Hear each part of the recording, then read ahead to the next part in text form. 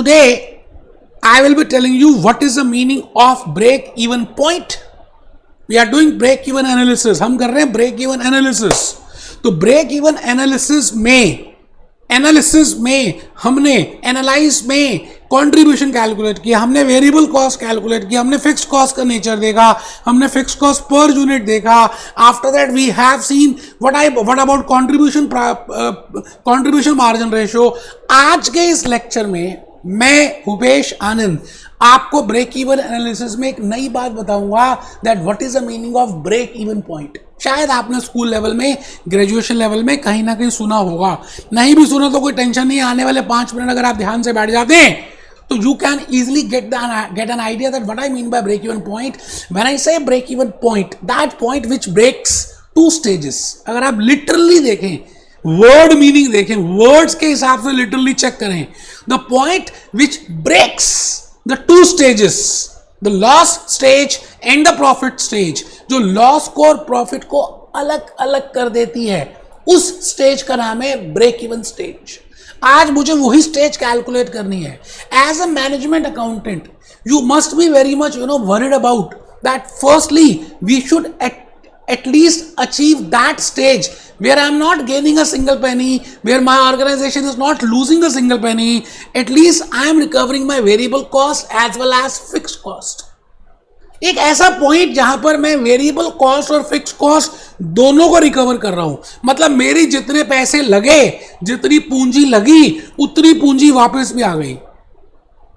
शायद अज्यूम आपने एक सुना होगा, कहानी सुनी होगी, सब तेरा क्या लागे है मेरा. It means if your of thought process कि भाई हमने जो लिया यहीं से लिया, यहीं पे दिया, तो जो लगाया बस वही मिल जाए, हमें ज्यादा नहीं चाहिए, सब छोड़ के तो जाना है.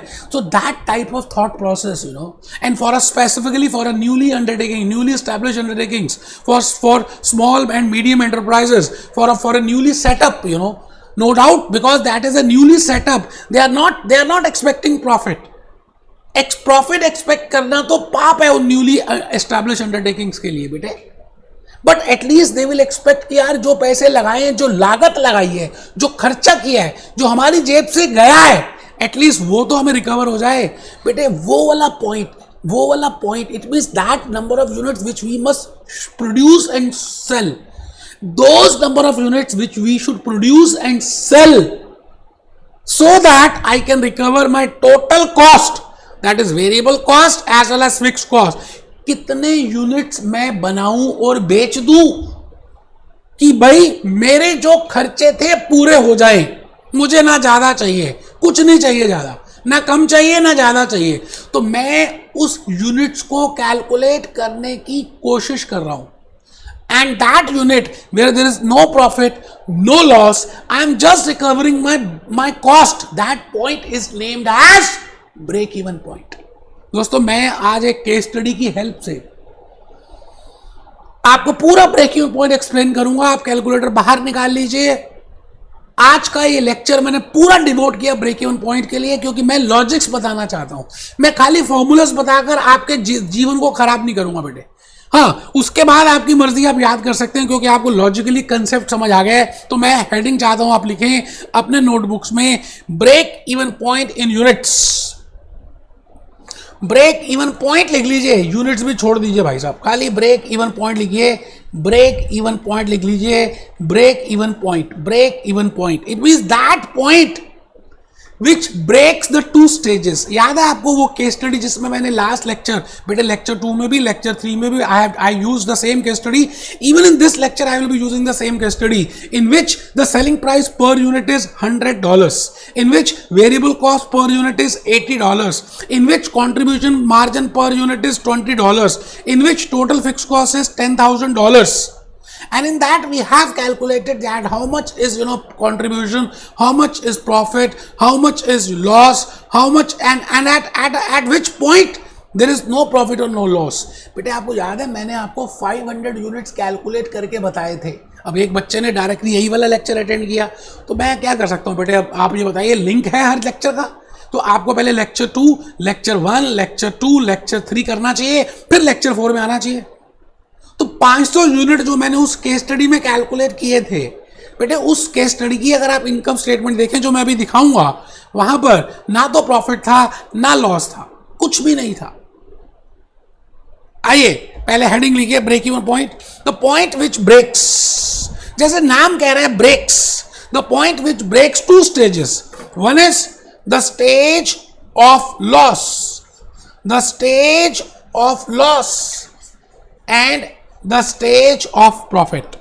बेटे एक ऐसा पॉइंट जब आप मार्क्स लगाते हैं तो आपके मन में कहीं ना कहीं ये होता है कि एटलीस्ट हम उतने नंबर तो अचीव कर लें जहां पर पास तो हो जाए यार। ठीक है, एक नंबर ना ज़्यादा ना कम, 40% अगर मार्क्स की पासिंग परसेंटेज है तो at least we should get 40%, you know. So I will say that 40% is break even point. So the stage, तो वो 40 नंबर, 40 मार्क्स आना इज ब्रेक इवन पॉइंट। 100 में से 40 आना is your break even point. It means 40% marks is your break even point. It means at that point you are neither fail nor pass. ठीक है, पास हो गए घिस पिट के, ना ज्यादा आए एक भी ना कम आया, क्योंकि 39 आया तो फेल हो जाते और 41 आता तो शायद एक नंबर ज्यादा आ जाता। बस उतने ही थे, उतने जितने चाहिए थे उतने ही मिले नंबर जितने पास होने के लिए चाहिए थे। मैं कहूंगा that point is break even point. तो 40 मार्क्स ब्रेक कर रहा है दो स्टेजेस को, फेल और पास की स्टेज को। Similarly for a undertaking, for a Coca Cola, for Nerolac paints, for Pepsi and for all American, Indian, European companies, the point, the stage which breaks two situations, the loss situation and the profit situation, that is named as break even point situation. चलिए जी, चलिए मैं भूपेश आनंद heading लिख चुका हूं break even point. फिर लिखा मैंने the point which break stage of loss and stage of profit. ठीक है जी। फिर मैंने कहा जब आप अपना काम शुरू करते हैं, है ना, तो स्टार्टिंग में आप खर्चा करते हैं, लॉस होता है। जैसे आपने उस केस स्टडी में देखा था, आपने 1 यूनिट बनाए, फिर 2 बनाए, फिर 3 बनाए, फिर 499 तक बनाए तो आपको लॉस हो रहा था। बट जैसे ही 500 यूनिट्स बनाए, आपका जो कंट्रीब्यूशन था that was easily, that can easily recover the fixed cost.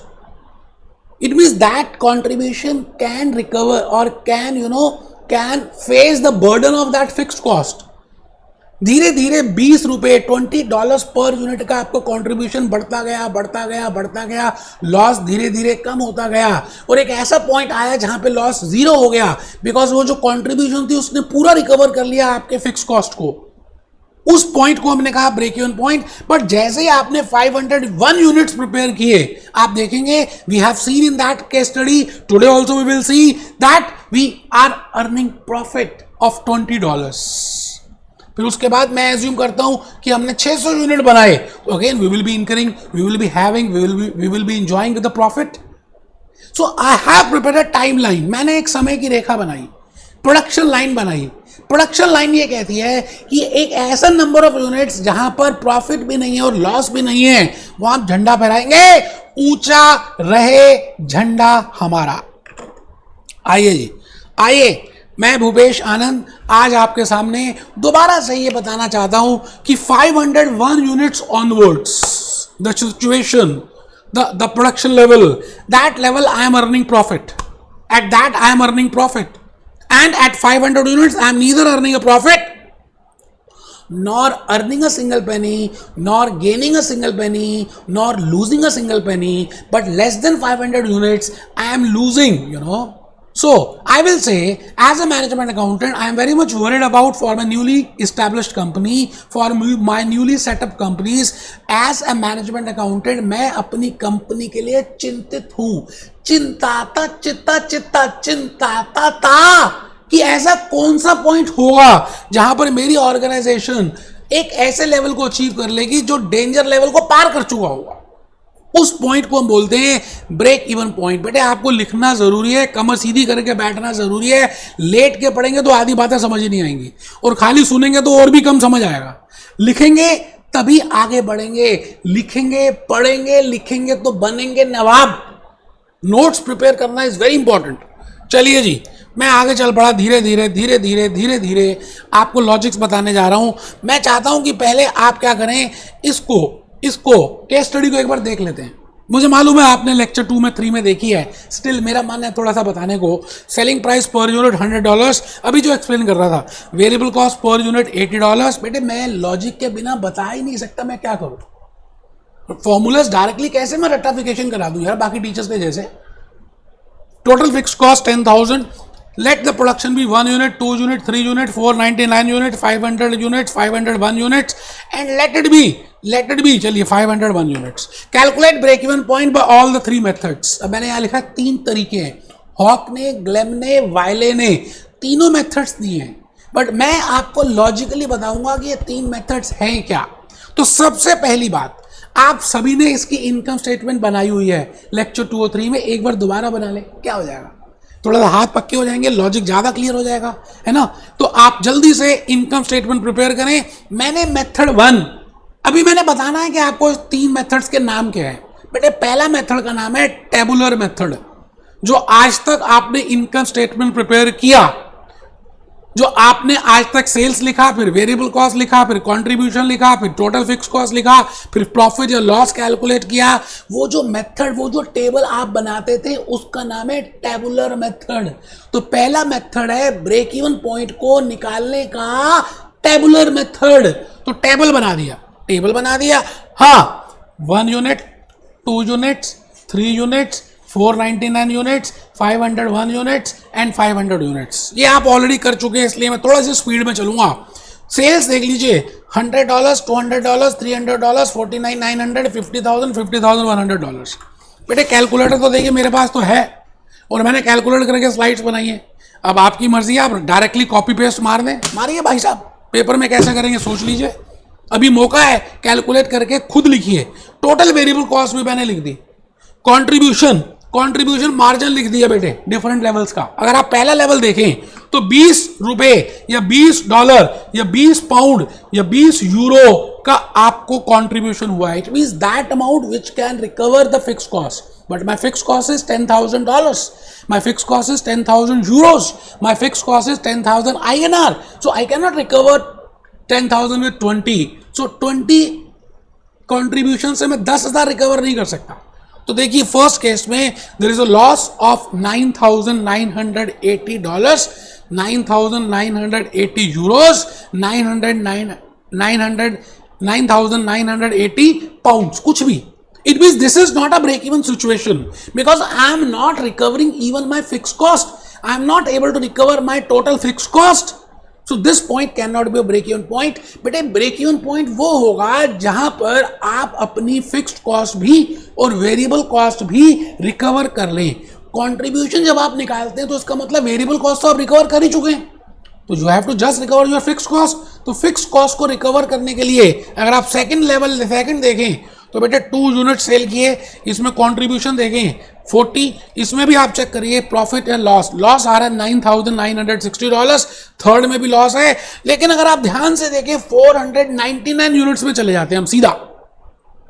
As a management accountant, as a CMA USA, you are worried about कि मैं कितने यूनिट्स बेचूं कि मैं उस सेफ पोजीशन पे एटलीस्ट ना मेरे जेब से कुछ जाए ना आए, एटलीस्ट वो तो आ जाए जो मेरी खपत हुई है, जो मेरी लागत लगी है।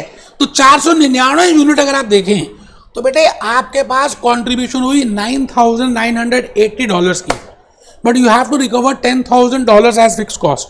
It means even in this situation you are not at a break-even point because you are not able to recover that $20.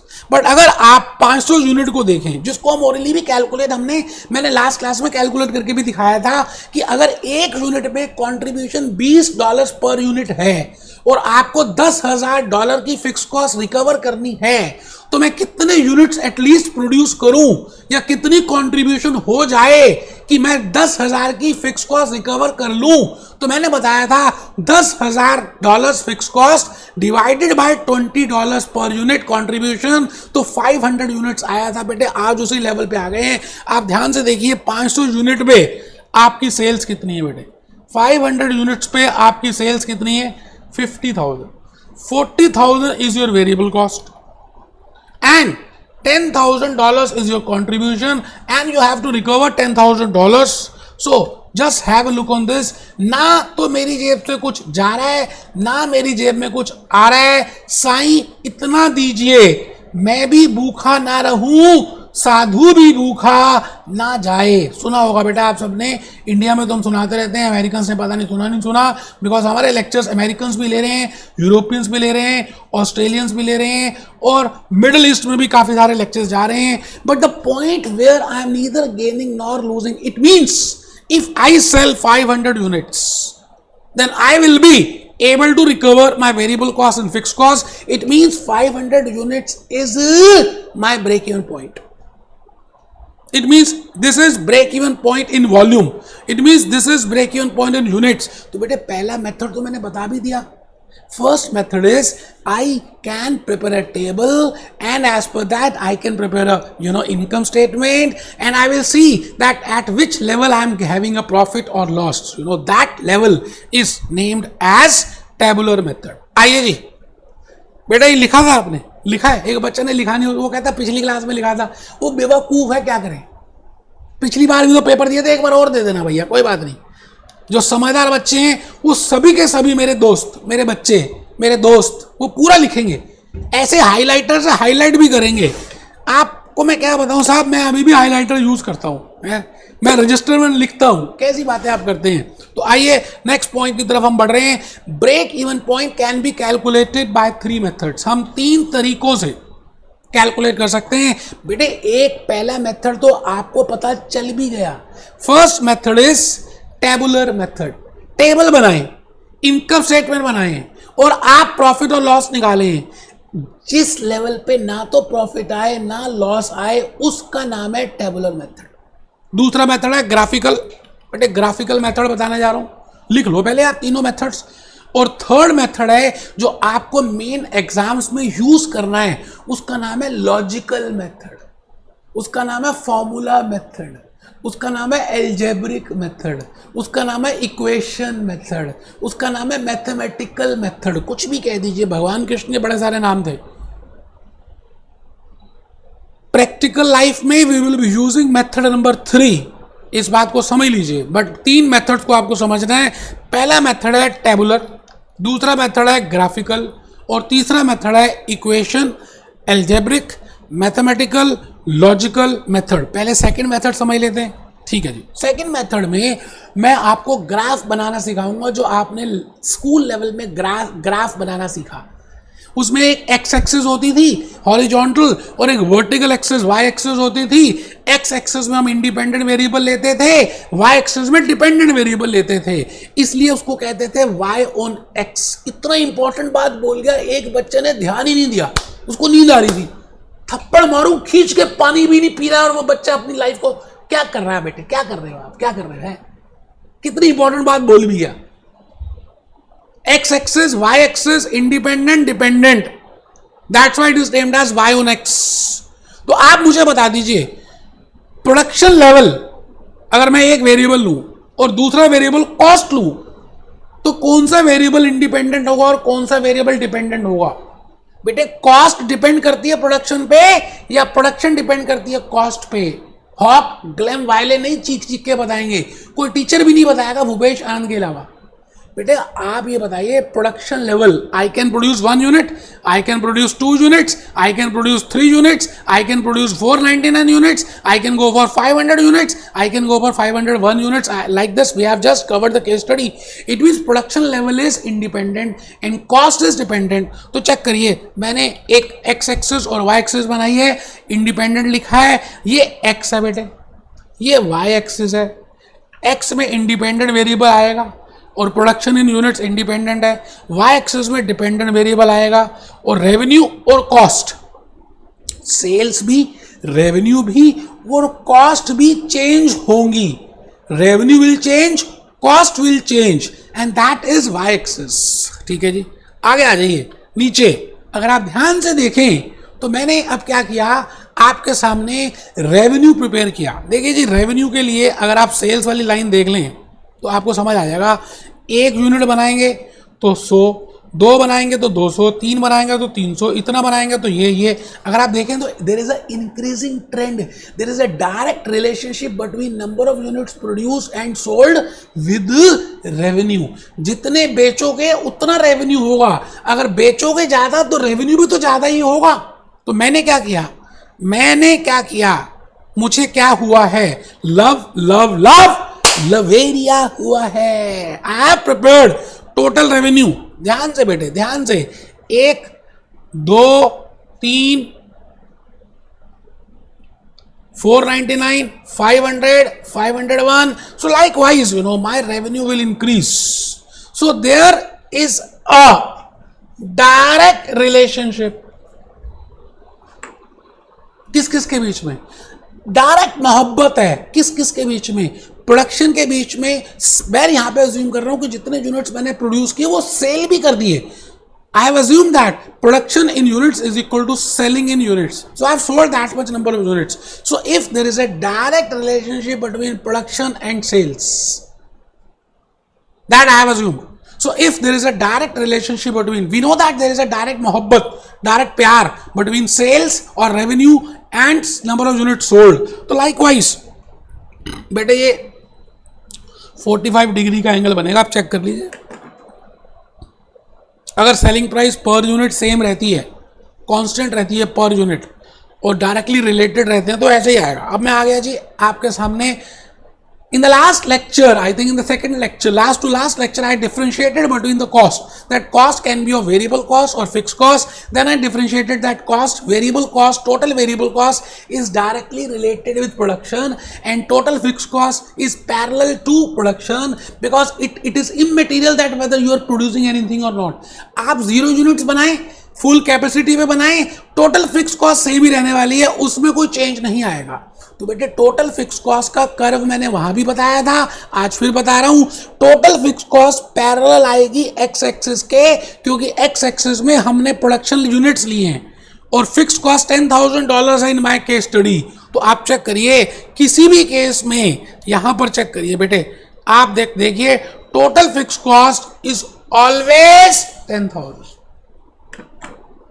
चलिए जी, तो यहां पर ऊपर अगर आप देखें तो मैंने फिक्स कॉस्ट को यहां पर, टोटल फिक्स कॉस्ट को ये प्रिपेयर किया है, ये मैं कांटे बना रहा हूं, this is total fix cost.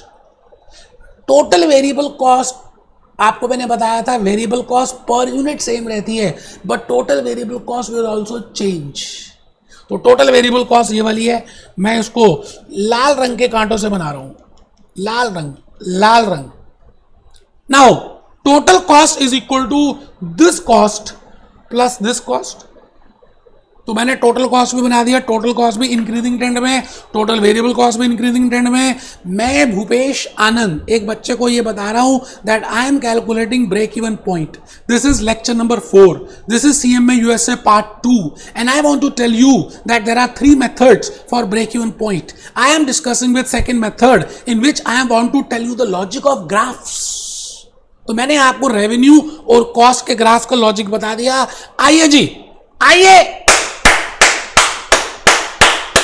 X axis में लिख दीजिए प्रोडक्शन, वाई एक्सिस में लिख दीजिए रेवेन्यू भी और कॉस्ट भी। अब आपको समझ आ गया कि रेवेन्यू का लाइन भी इंक्रीजिंग रहेगा और टोटल कॉस्ट भी इंक्रीजिंग रहेगा। जैसे पतंग उड़ाते हैं ना इंडिया में, दिल्ली में 15 अगस्त को पतंग उड़ाते हैं, गुजरात में बसंत पंचमी में पतंग उड़ाते हैं। तो पतंगे जा रही हैं, एक ऐसा पॉइंट आएगा जहां पे वो पतंग आपस में पेचे लग जाएंगे, पेचे, आई वो काटे। तो बेटे this point where total cost is equal to total revenue, if I draw a perpendicular I will get, मुझे मालूम है मैं यहां पर 500 यूनिट्स को देखूंगा। अगर मैं परपेंडिकुलर ड्रॉ करूं तो यहां पर 500 यूनिट्स पे परपेंडिकुलर ड्रॉ होगा। At this point my total cost is equal to total revenue. It means there is no profit, no loss. इस पॉइंट में ना तो प्रॉफिट है और ना लॉस है, ना प्रॉफिट है ना लॉस है, कुछ नहीं है। कुछ नहीं है। साईं इतना दीजिए, जामे कुटुंब समाए, मैं भी भूखा ना रहूं, साधु भी भूखा ना जाए, बाकी नहीं चाहिए, जितना लगा उतना ही दे दीजिए Sai. That is graphical method. So I discuss with you that there are 3 methods, tabular, graphical, but बेटे एग्जामिनेशन में थर्ड मेथड करना है, और थर्ड मेथड का नाम पता क्या है? क्या? Logical, equation, mathematical, formula. आज भूपेश आनंद उसका लॉजिक बताएगा, आप घबराना मत बेटे, आप आ जाओ, आप आओ जी। मेथड नंबर 3, खूब लड़ी मर्दानी वो तो झांसी वाली रानी थी। Method 3, algebraic method, equation method, mathematical method, logical formula method. कुछ नहीं, कोई फॉर्मूला रटना नहीं है, आप आराम से धीरे धीरे प्यार को बढ़ाना है, हद से गुजर जाना है। पहले मैंने एक इक्वेशन लिखी जो बचपन से आप देखते आ रहे हैं, sales is equal to cost plus profit या लॉस, कुछ भी माइनस लॉस, कुछ भी होता ना बेटे, सेल्स तो ये होती है ना भाई, कॉस्ट अगर प्रॉफिट है तो प्लस, लॉस है तो माइनस, उतनी सेल्स होगी। ये इक्वेशन तो समझ आ गई? ठीक है जी, आगे चलते हैं। एक बच्चा कह रहा है लिखनी है, मत लिखो भाई साहब, क्या करें, आप बस पूछते रहना, लिखना मत। जो समझदार होते हैं ना वो लिख लेते हैं, लिखनी है बार बार पूछते रहते हो। We know sales is equal to total cost plus profit, और sales is equal to total cost minus loss, और sales is equal to, I have broken down that total cost into 2 parts. I know that as I am a student, I am a management accountant, and I discussed in lecture number 2 that total cost can be bifurcated into 2 parts on the basis of classification of variability, that is total variable cost and total fixed cost. तो मैंने कुछ नहीं किया, ऊपर वाली equation की total cost को हथौड़े मारे, टूट जा, वो टूट गई और उसके 2 हिस्से निकले, वो लिख दिए, sales is equal to total variable cost plus total fix cost plus profit. मैंने कहा जी सबसे पहले sales is equal to total cost plus profit और टोटल कॉस्ट माइनस लॉस, और दूसरा sales is equal to total variable cost plus total fix cost plus profit या minus loss. वो एक ही बात है, मैं बार बार लिख नहीं रहा, ठीक है जी। अच्छा, ये इक्वेशन तो सेल्स की होगी, ये बात तो आपको सबको समझ आ गई। बट मैं अब आपसे कहना चाहता हूं, बिकॉज मुझे आपको लॉजिक बताना है, तो लॉजिक के लिए मैं कुछ बात कह रहा हूं। हमें मालूम है that at break even point there is no profit और नो लॉस, ना तो प्रॉफिट होगा ना लॉस होगा, neither I am gaining anything nor I am losing anything. 500 units जब आपने प्रोड्यूस किए थे, तो आप ये बताइए उसमें ये ना तो प्रॉफिट हो रहा है ना लॉस हो रहा है, इस पॉइंट को ही तो हमने कहा था ब्रेक इवन पॉइंट। तो मैं आज इसी बात को यूज करते हुए यहां पहुंच गया। तो मैंने प्रॉफिट और लॉस दोनों के दोनों उड़ा दिए, प्रॉफिट और लॉस दोनों उड़ा दिए। क्यों उड़ा दिए? बिकॉज प्रॉफिट और लॉस कहां पे होंगे? where there is no break even point, because I want to tell you the logic for the formula for calculating break even point. तो मैंने क्या किया, प्रॉफिट भी हटा दिया, लॉस भी हटा दिया। तो बेटे ब्रेक इवन पॉइंट में क्या ये इक्वेशन होगी या नहीं होगी? सोचिए, सोचो जरा, सोचो मुझे क्या हुआ है। लवेरिया हुआ है, रटना कुछ नहीं है यार, भूपेश आनंद के लेक्चर में क्या रटोगे। तो मैंने क्या किया, अब टोटल वेरिएबल कॉस्ट को मैं क्या करूंगा, इधर ले आऊंगा। तो मैंने यहां पे लिखा और sales is equal to sales minus total variable cost is equal to total fix cost. बेटे लेक्चर 2 में बताया था sales minus total variable cost is equal to total contribution, और total contribution is equal to total fix cost. मुश्किल है ही नहीं यार, मुश्किल नहीं है। क्या लगता है total contribution total fixed cost के बराबर हो गया? ये कब होगा?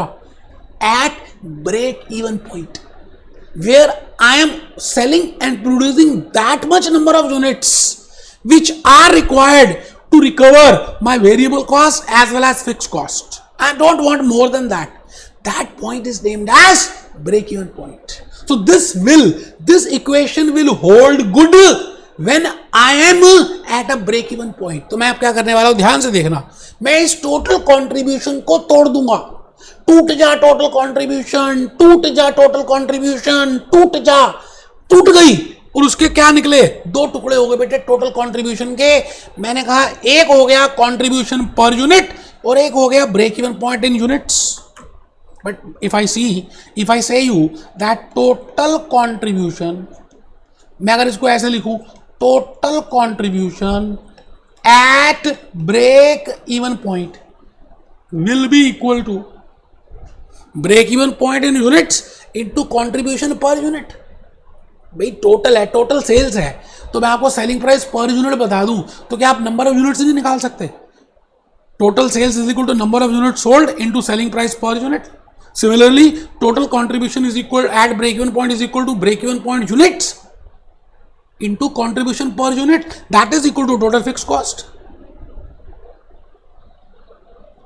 बेटे अब तो फॉर्मूला ही आ गया, जो बच्चे, जो हॉक, जो ग्लैम, जो वायले, जो बाकी टीचर्स रटवाते हैं. मैंने क्या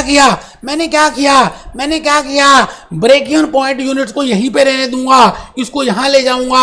और मैथमेटिक्स क्या कहती है कि अगर लेफ्ट हैंड साइड में मल्टीप्लाइड है तो राइट हैंड साइड पे जाने के बाद वो डिवाइड हो जाएगा.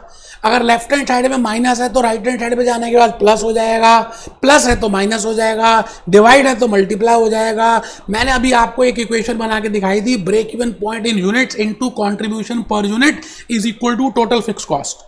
तो मैंने नीचे क्या किया, break even point units is equal to total fix cost upon contribution per unit. दोस्तों पहला फॉर्मूला मैंने आपके सामने लॉजिकली डिराइव कर दिया. जैसे अभी हमने जो क्वेश्चन किया था उसमें अगर हम इसको अप्लाई करें तो बेटे $10,000 टोटल फिक्स कॉस्ट है और $20 पर यूनिट इज कंट्रीब्यूशन, तो 500 units is my break even point. ये बात ये लेक्चर 3 में भी बताया था, बट आज ऑफिशियली बताया है कि how we can calculate break even point with help of tabular method, with help of graphical method, with help of logical method. बोलो बेटे आसान है या नहीं? मैंने सीधा सिंपल सी इक्वेशन यूज की, ऐसे ऐसे ऐसे ऐसे ऐसे ऐसे. आइए एक बात और लिखनी है फिर हम आगे चलेंगे. ब्रेक इवन पॉइंट है ना जो बेटा, जो ब्रेक इवन पॉइंट आपको मैं बता रहा हूं ना, इट कैन बी इसको हम दो तरीकों से हम कैसे निकाल सकते हैं, हम इसको कैसे निकाल सकते हैं, हम इसको दो तरीकों से निकाल सकते हैं. Break even point can be calculated in units, अब ये भी निकाला, as well as in value, in dollars, in rupees, in euros, in pounds, कि कितने रुपए की सेल करें. भाई 500 यूनिट तो हमने निकाल लिया कि कितने यूनिट्स बेचे कि हम ब्रेक इवन पॉइंट पे आ जाए. अगर मैं आपसे पूछूं कितने रुपए की सेल करें, कितने डॉलर की सेल करें, कितने पाउंड की सेल करें कि we can achieve that break even point. So I can calculate break even point in units as well as in rupees. बड़ा आसान है जी, रुपीस में निकालना, डॉलर्स में निकालना, वैल्यू में निकालना. 500 यूनिट है, आपने अगर break even point in units calculate कर दिया है तो उसको सेलिंग प्राइस पर यूनिट से मल्टीप्लाई कर दीजिए. Break even point in units को सेलिंग प्राइस पर यूनिट से मल्टीप्लाई कर दीजिए. ब्रेक इवन पॉइंट यूनिट्स को सेलिंग प्राइस पर यूनिट से मल्टीप्लाई कर दीजिए, तो जो बैलेंसिंग फिगर आएगी break even point in value आ जाएगी. तो ब्रेक इवन पॉइंट, आप पहले ये टेबल आगे लिखिए बेटे. ब्रेक इवन पॉइंट के दो हिस्से कर दिए, इन यूनिट्स, टेबल पेज को दो पार्ट से भी डिवाइड कर दो भैया, इन यूनिट्स, इन वैल्यू. यूनिट्स लिख चुके फिर भी लिखो दोबारा से. यूनिट्स निकालना हो तो total fix cost upon contribution per unit. अभी आपको लॉजिकल फॉर्मूले से, मैथमेटिकल से, एल्जेब्रिक से, ग्राफिकल से, टेबुलर से बताया. ठीक है जी.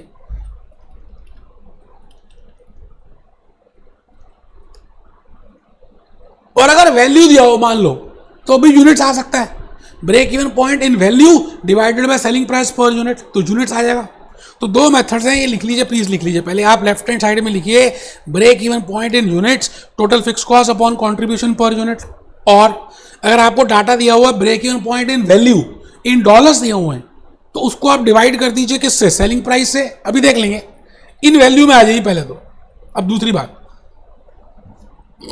Break even point in units, 500 units हमने जैसे निकाले थे ना, और $100 की वैल्यू थी, तो ये आ गया बेटे $50,000. So this is break even point in value. इसको निकालने के तरीके भी हैं. Total fix cost upon contribution per unit, ये आपने break even point in units का फॉर्मूला लगा दिया, इसको मल्टीप्लाई कर दिया सेलिंग प्राइस पर यूनिट से. ऐसे तो करेंगे 500 units into 100 that comes to 50,000. अब आप इसी से देखिए, एक फॉर्मूला मैंने डिराइव किया.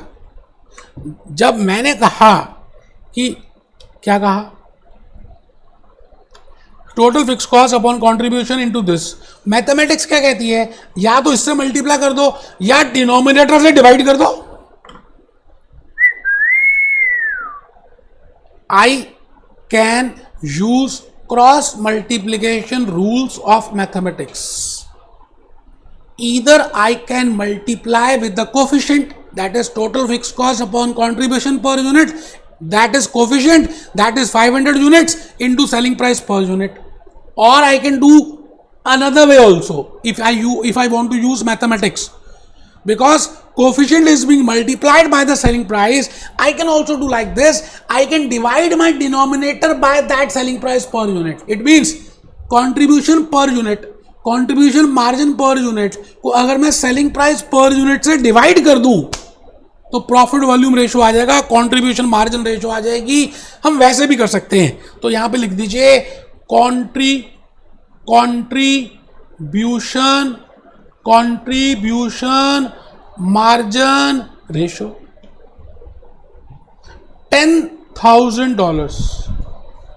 और आई थिंक थोड़ा सा अगर आपको याद हो तो अपने 20% निकाली थी कंट्रीब्यूशन मार्जिन रेशो. ये देखिए मैंने अभी भी इनकम स्टेटमेंट लिखी हुई है, मैंने इनकम स्टेटमेंट में बड़ी मेहनत की है बेटे. आपको क्या बताऊं, आप नहीं कर रहे, मैं तो आपसे ज़्यादा 10 गुना मेहनत कर रहा हूँ. देखो 20% निकाली हुई है हमने कंट्रीब्यूशन मार्जिन रेशो, ठीक है जी. तो मैंने अगर वही 20% यूज़ कर दिया, ठीक है जी, तो I can easily calculate. So I have told you that I can calculate break-even point in volume units or in value. दोनों की रिलेशनशिप सेम है, कोई मुश्किल नहीं है, ठीक है जी. तो मैं भूपेश आनंद अब क्या बताना चाह रहा हूं आपको, कुछ भी नहीं, अब कुछ नहीं. अब एक दो बातें थी जो शायद मैंने आपको नहीं बताई, लेकिन वो आपको मैंने ओरली एक्सप्लेन कर दी. लिखना चाहें लिख सकते हैं. Contribution is to cover fixed cost. So when total contribution is equal to total fixed cost, that level of production or sales, because we are assuming that जितना बना रहे हैं उतना प्रोड्यूस कर रहे हैं उतना सेल कर रहे हैं, is named as no profit or no loss. आराम से बेटे, contribution और बचत is to cover fixed cost. So when total contribution is equal to total fixed cost, this level of production is named as no profit no loss situation. Fixed cost is to be covered from contribution. So when fixed cost is equal to contribution, जो हमने 500 units में देखा था, $10,000 की आपकी fix cost थी और contribution भी आ रही थी $10,000. अगर आप 500 यूनिट्स बनाते हैं, इसलिए हमने कहा था 500 units is break even point is only sufficient. It means contribution is only sufficient to cover only fixed cost.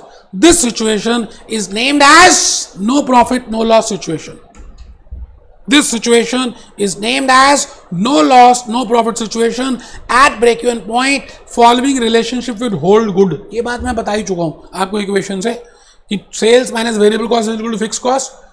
मैंने सीधा यहीं से शुरू कर दिया, जबकि मैंने आपको अभी जो एक्सप्लेन किया बिल्कुल स्टार्टिंग से एक्सप्लेन किया, ठीक है जी. तो उसके बाद टोटल कंट्रीब्यूशन को contribution per unit to break even units, break even units यहीं रहने दिया, कंट्रीब्यूशन डिवाइड हो गई, फिर वैल्यू में पीवी रेशो या कंट्रीब्यूशन मार्जिन रेशो करेंगे. बेटा ये भूपेश आनंद है जिसने एक ब्रेक इवन पॉइंट के कंसेप्ट को समझाने के लिए एक सेपरेट लेक्चर लिया. बाकी टीचर्स तो 5-5 मिनट में समझा के आगे चलते हैं. बेटा ये फाउंडेशन है आपकी, पहले 5-6 लेक्चर्स फाउंडेशन के हैं, ये लेक्चर 4 है. लेक्चर 5 लेक्चर 6 आपको पहले करना है, फिर उसके बाद मैं खुली छूट दे दूंगा, जहां से मर्जी कर लेते दोस्त. तो लेक्चर 5 में मिलेंगे. Be happy, B jolly, B cheerful.